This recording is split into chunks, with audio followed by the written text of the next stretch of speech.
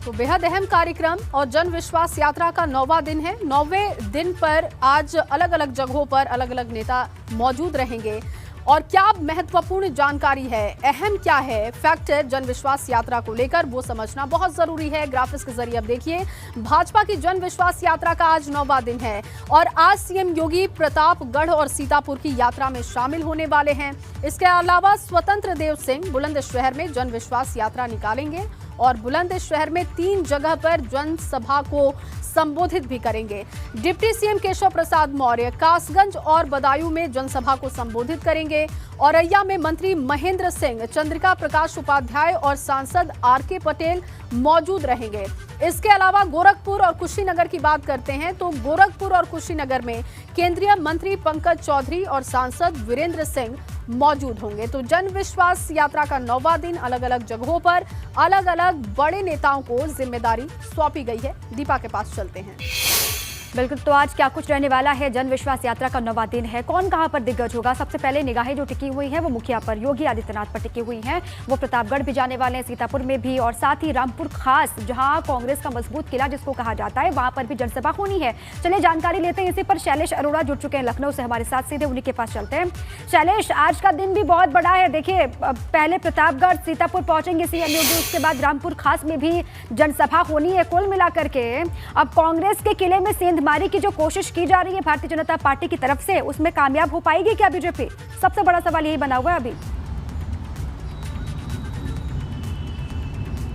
बिल्कुल, देखिए, जन विश्वास यात्राएं तो आज तमाम जगह पे निकलेंगी और तमाम लोग उसमें शामिल होंगे। चाहे बात करें उसमें सबसे ज़्यादा लेकिन जो अहम है वो मुख्यमंत्री का दौरा है। मुख्यमंत्री जो है वो खुद शामिल होंगे प्रतापगढ़ में, सीतापुर में जो कार्यक्रम होंगे उनमें। और प्रतापगढ़ इसलिए खास क्योंकि कांग्रेस का गढ़ कहा जाता है। वहाँ से कई बार प्रमोद तिवारी जो कांग्रेस के वरिष्ठ नेता भी हैं, राज्यसभा सांसद रह चुके हैं और CWC के सदस्य भी है कांग्रेस की, वो कई बार विधायक रहे और उसके बाद उन्होंने वो सीट जो है अपनी बेटी आराधना मिश्रा को दी, सौंपी। तो आराधना मिश्रा वहाँ से विधायक है। और अगर देखें मौजूदा हालात जो है तो कांग्रेस के पास गिने चुने विधायक ही बचे हैं इस समय और उनमें एक सीट है आराधना मिश्रा के पास जो रामपुर की। तो निश्चित रूप से ऐसे में बीजेपी की तरफ से मुख्यमंत्री का खुद वहाँ पर जाना, और सिर्फ वो देखिए जनविश्वास यात्रा में शामिल नहीं हो रहे हैं, बल्कि जब वो प्रतापगढ़ जा रहे हैं तो वहाँ पर 554 करोड़ की 325 के करीब जो परियोजना है उनका लोकार्पण और शिलान्यास भी करेंगे।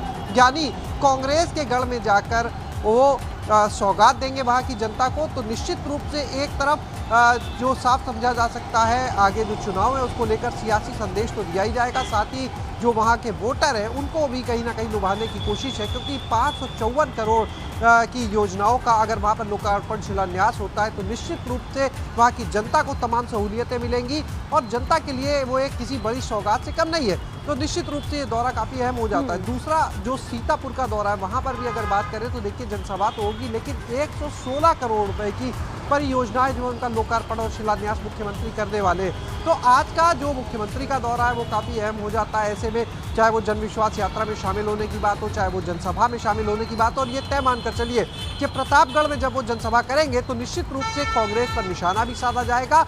और जिस तरह से हर बार हम देखते हैं पिछले 60 साल कभी 70 साल की बात की जाती है, जिक्र किया जाता है, तो एक बार फिर वो जिक्र उठेगा। और प्रतापगढ़ में कांग्रेस की जब जनप्रतिनिधि रहे हैं उस दौरान क्या क्या काम नहीं हो पाए उनके ऊपर भी सवाल उठेगा।